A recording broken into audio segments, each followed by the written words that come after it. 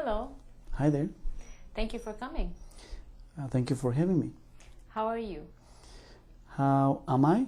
I'm pretty good, thank you. What country are you from? I come from Spain. How long have you been in Canada? On and off for about 20 years. What do you do here in Canada? I work as a counselor and facilitator for employment services. What do you do during the week? Work and spend time with my family. What do you like to do on weekends? I like volunteering and practicing some sports whenever I have a chance. Can you tell me more about your volunteering?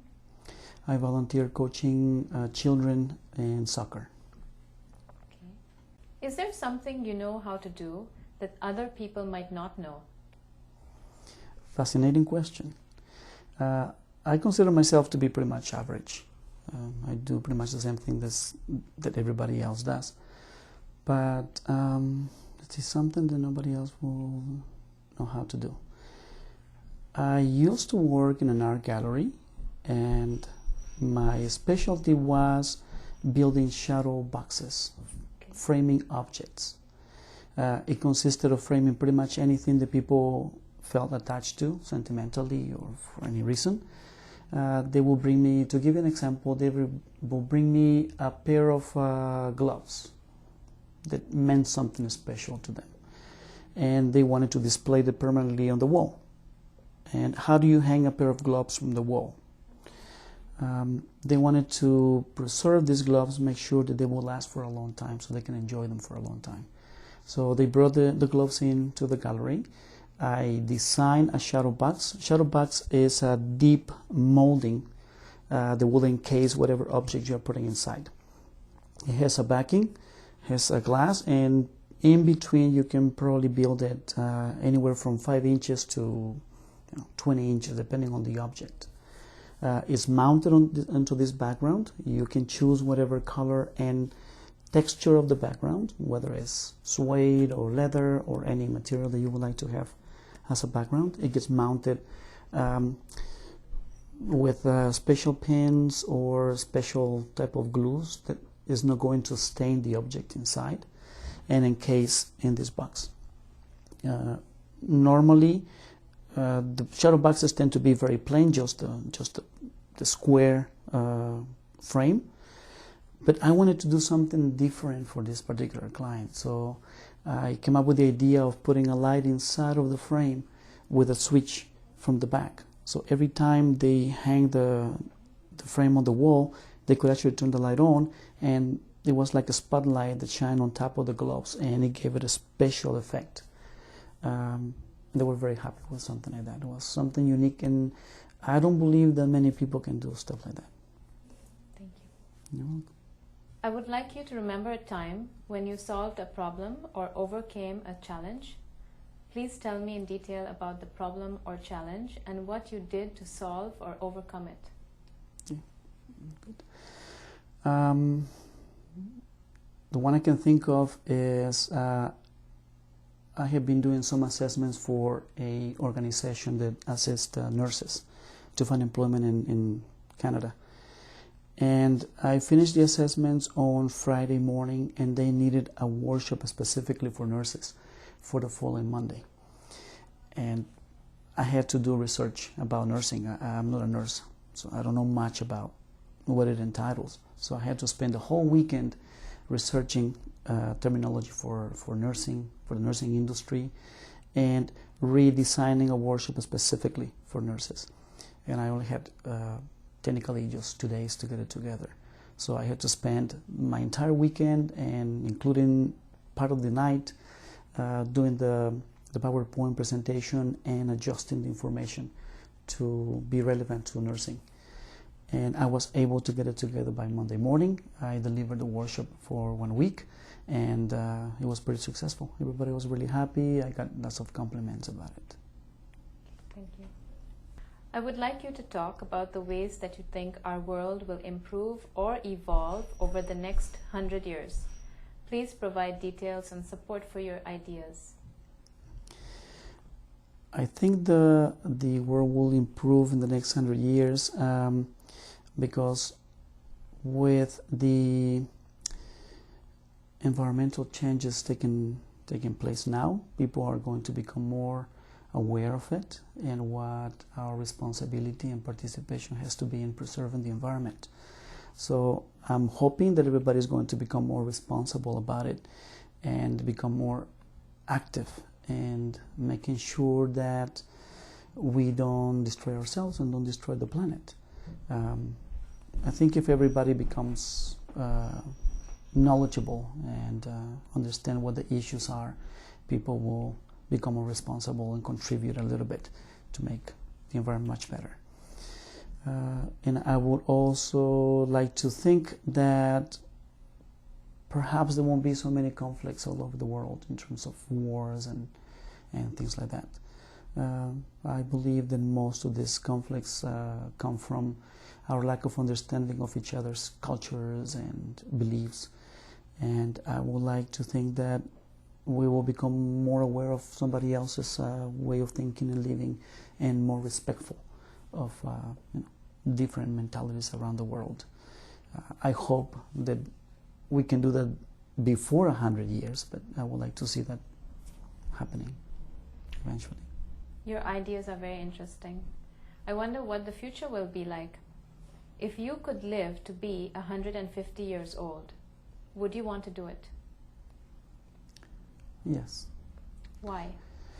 Because I think there's not enough time to do all the things that you would like to do and not enough time to learn everything there is to be learned. So I would like to have the chance to live 150 years and experience life as much, as intensely as I could. I really enjoyed talking with you today. Thank you. The same here. Thank you. Thank you. Well, welcome to the program. Thank you so much for coming today. It's a real pleasure to see you here. Today we're going to be covering a lot of topics, but the main topic is going to be how to access the hidden job market. Are you familiar with what the hidden job market is? No. Okay, so the hidden job market is the pool of companies that at any given point are offering employment. The Canadian market, employment market, is composed of small, medium, large companies, government, non-profit organizations, all kinds of employers. But not all the jobs get advertised.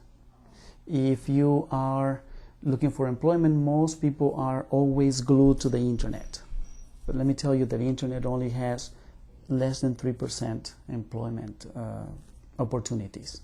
So if you're spending 100% of your efforts on a technique that produces only less than 3% results, something is not right.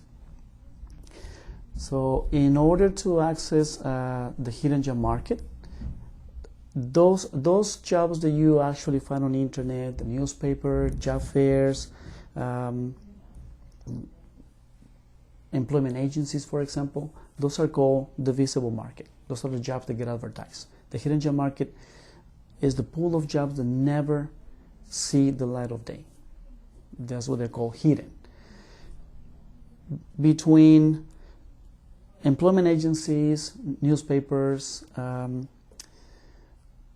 job boards, internet, job fairs, only approximately 20% of the jobs get advertised. The remaining 80% of the jobs never get advertised. That's the hidden job market. So how do you access the hidden job market? How do you access this huge pool of employment opportunities that most people don't know about? In Canada, there are three techniques that you can actually use that will access this hidden job market. And these three techniques are the most effective. It depends on the industry. It doesn't work for every single industry, but for the most part, these are the best techniques to use. The first one is networking. Networking is building relationships. We all have the capacity to build relationships. We were born with this gift.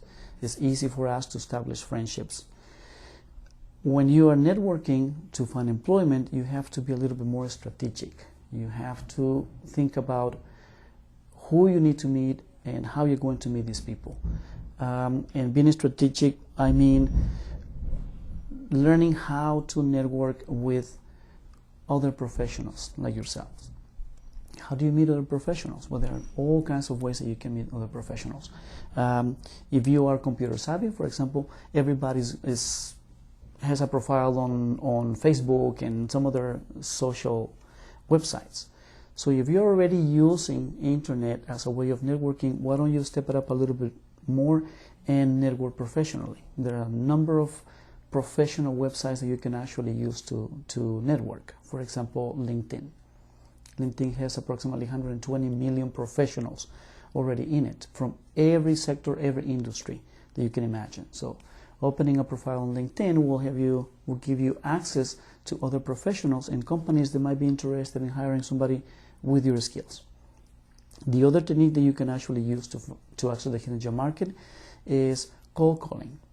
And this is a technique that makes everybody shake. It's not easy getting on the phone and calling employers. In order to do it effectively, you have to prepare yourselves. And you can prepare yourselves by creating an elevator pitch, as is known. I call it a 30-second commercial, which is a small script of your qualifications that you can deliver to the employer when you actually get them on the phone. And we're going to be working on how to develop the 30-second commercial and work on a script of what you can use to call employers, what you're supposed to say, what kind of questions you can ask, and how to be prepared for the kind of questions they will be asking you. The other technique that you can use to access the hidden gem market will be called information interviews.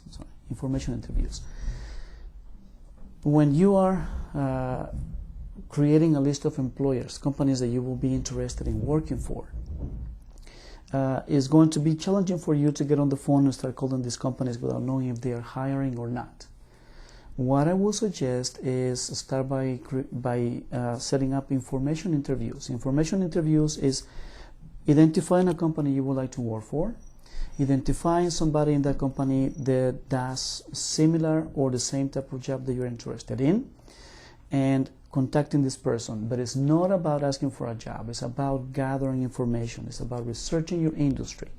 So you get on the phone, you call this person, you say, I am doing research in this particular industry and I have a few questions I would like to ask you. I was wondering if you will be able to meet with me for 5 minutes. 9 times out of 10 they will agree. They might be busy, they might not have the time to meet with you in person, but you can actually ask the questions over the phone. Make sure that you don't mention you're looking for a job.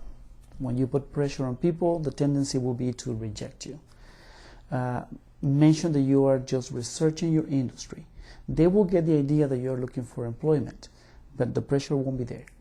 Ask more unthreatening questions. Ask questions, for example, what type of skills does anybody need to be able to work in a company like this? What is a typical day in your position? What was your career path in order to be able to work in a company like the one you're working at? Questions that just gather information but doesn't put them on the spot. If you put into practice these 3 techniques, you're going to get far more results than if you're just depending on the internet for employment.